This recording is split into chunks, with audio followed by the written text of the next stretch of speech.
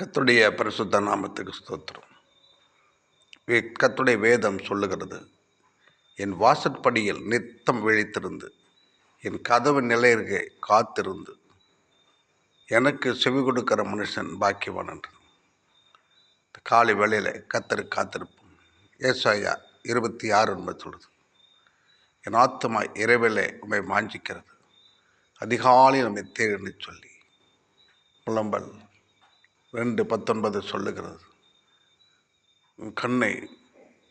கண்ணின் கருவழியை சும்மா இருக்க ஒட்டாதே, நதியளவு தண்ணீர் விடு.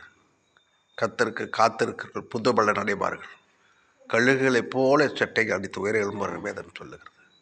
எனவே கர்த்தருடைய பிள்ளைகளை கர்த்தருடைய வாசப்படியில் காத்திருந்து அவருடைய வார்த்தையை கேட்டு அதுமாதிரி நடக்கிற பொழுது கர்த்தர் நம்மை 1000 மடங்கு 100 மடங்குல 1000 மடங்கு ஆஸ்வதித்து பெருகப்படுகிற கர்த்தராயிருக்கிறார்.